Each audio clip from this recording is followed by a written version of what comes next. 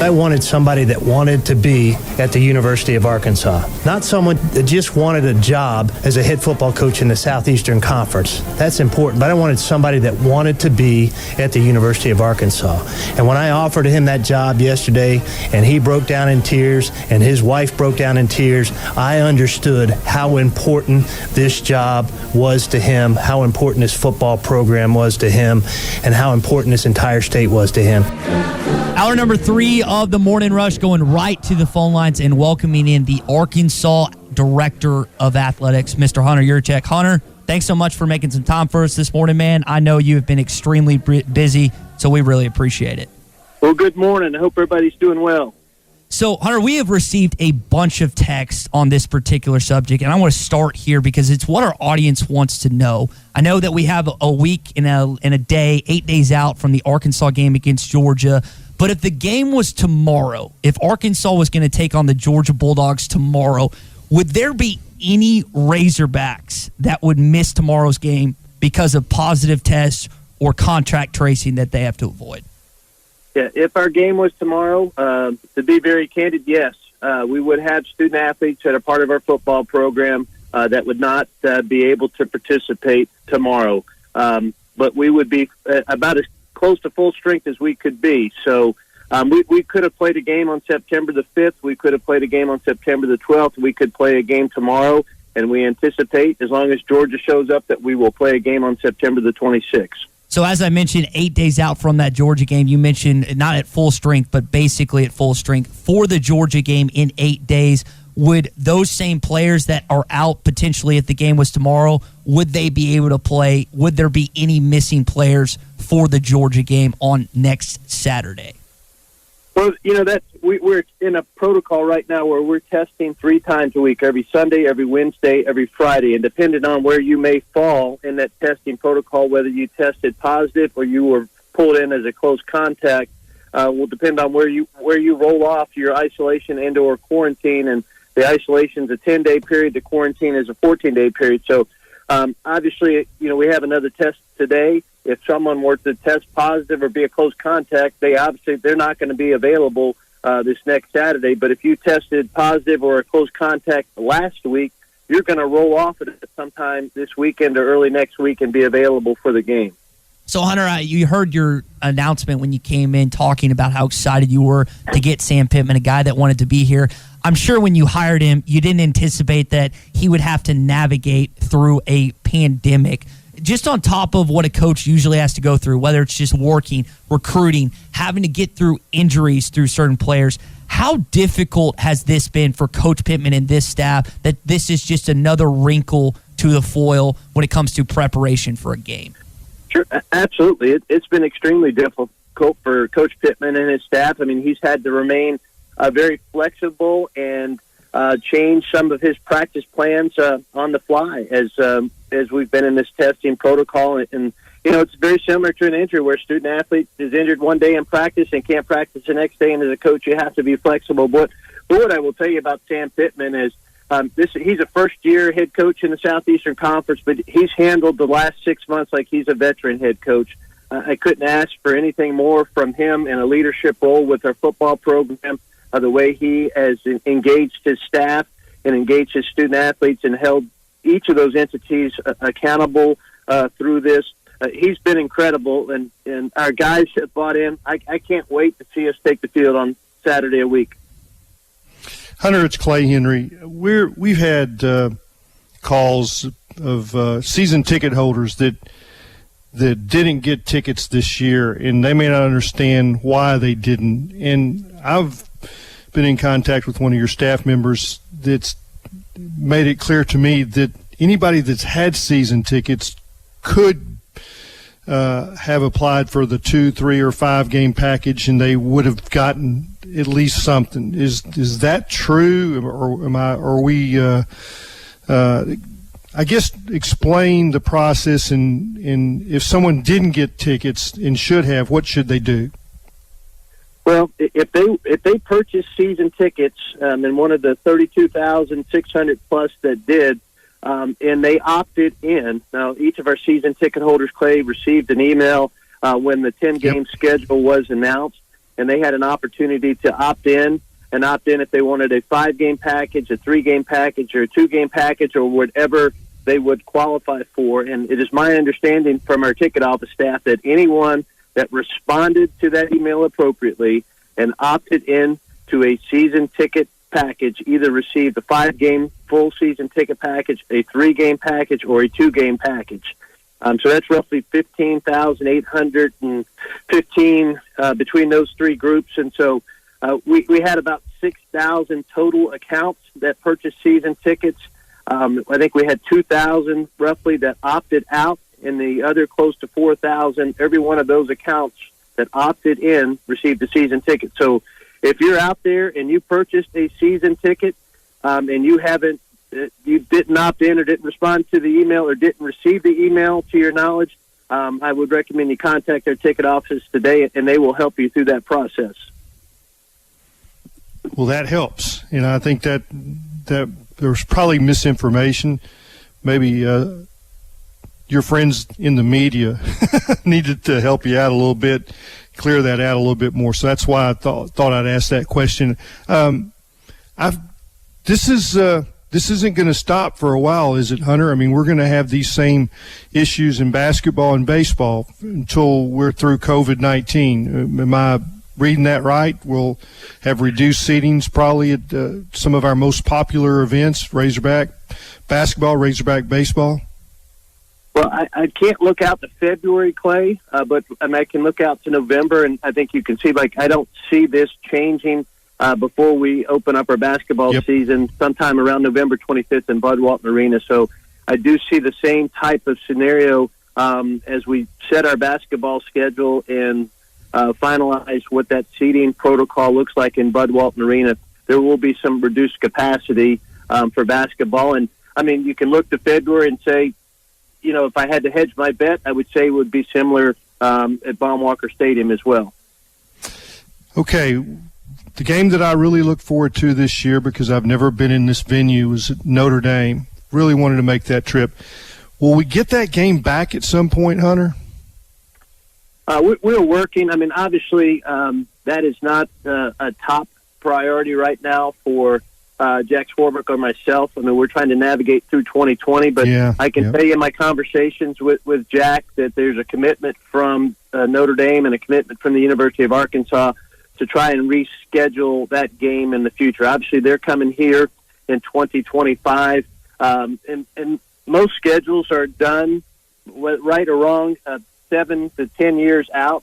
And so finding that sweet spot here in the next 7 to 10 years where we can go to Notre Dame, I mean, it's not going to happen before, as we look at Notre Dame's schedule and our schedule, before they come here in 25. So you're looking to the latter part of this decade before that game can be rescheduled. Hunter, I might be 80, Hunter. Well, hang in there with us, Clay. Oh, man. Okay. Hunter Yurachek with us, the University of Arkansas Director of Athletics. Hunter, we got a question texted in from earlier, and you were talking about the season ticket holders, the opportunity for them to go to games. Everyone got an email. For the non-season ticket holders, for the ones that can't afford it, many of them, they are listening to this program right now. What would be your best recommendation for them to try and get a ticket, to try and see their Razorbacks this season? Well, obviously, if we have some tickets returned, whether it's from our own student-athlete guest ticket allocation or the visiting team ticket allocation, we anticipate the ability to put those tickets on sale on a single-game basis. And so I would continue to check in with the ticket office on a weekly basis to see if there are any tickets available. And then those that are currently season ticket holders, they have the ability to put those tickets for sale online. And so to check some of those third-party sale opportunities like a StubHub where someone that has a ticket is not going to be able to make it to the game is going to go online and try to sell those tickets. For the ones that are going to see the games in Donald W. Reynolds Razorback Stadium this season, the game day experience isn't going to be the same. Tusk isn't going to be there. The cheerleaders and the band on the sidelines, no band performance.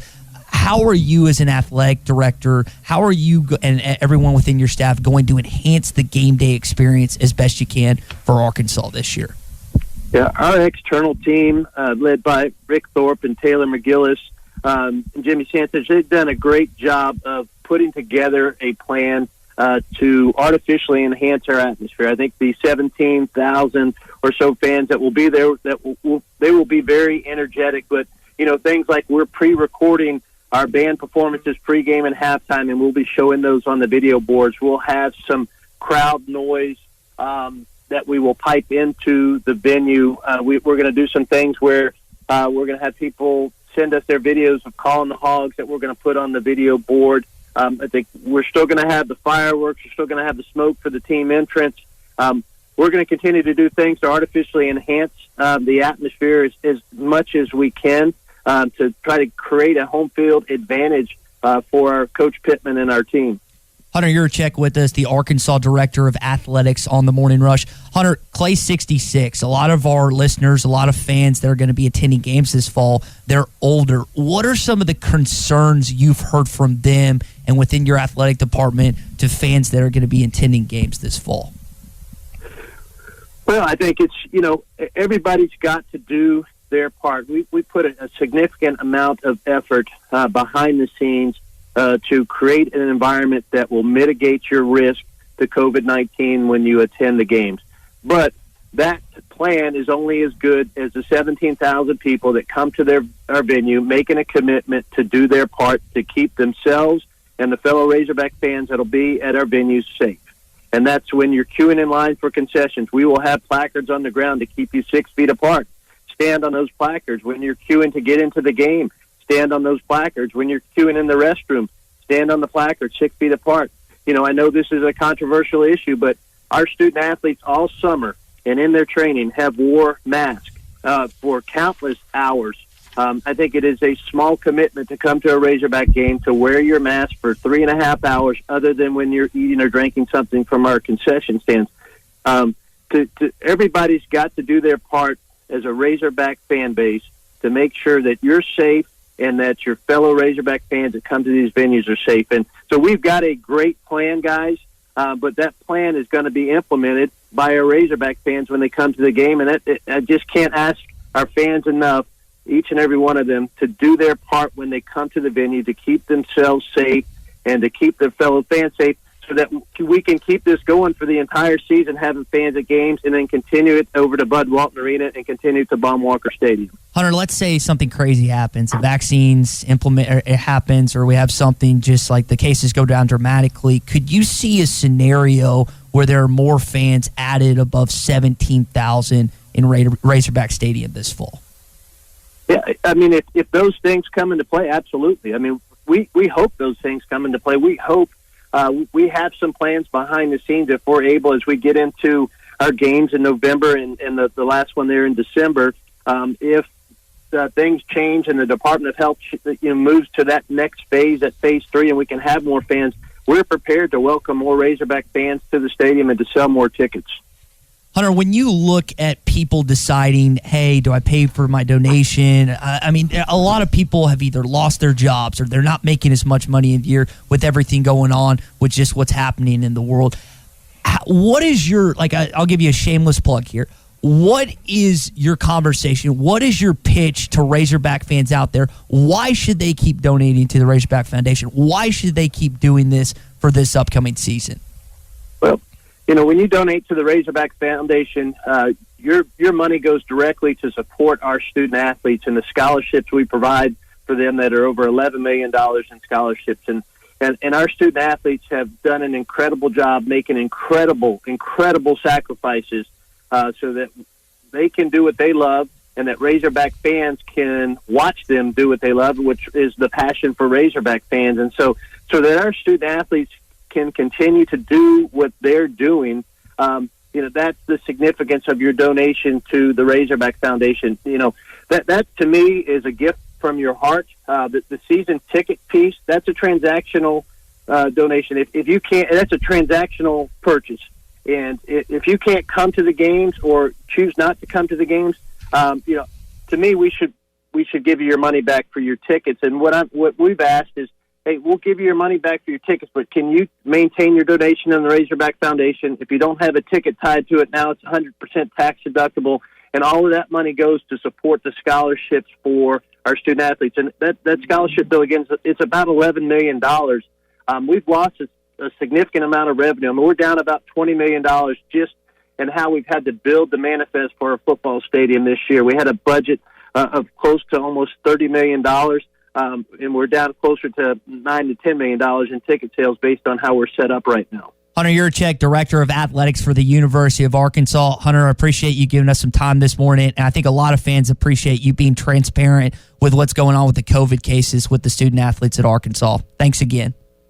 Hey, guys, and I want to give a plug to our Razorback fans because they've been incredible. When you think about, we had almost 6,000 accounts, and 65% of our fans opted in to what's going to be a challenging season even for our fans. And we have 172 suites in Razorback Stadium, and when we open the gates next week, 163 of those 172 suites will be sold. And that's a testament to the fans and people across the state of Arkansas that love the Razorbacks and continue to support the Razorbacks in what I know are some challenging times for many of our fans as well. And so my hat's off to Razorback fans across this state. And you get your guy starting next week, 8 days. Get to see your head coach, Hunter. Appreciate it again, man. Absolutely. Thank you for having me on, guys.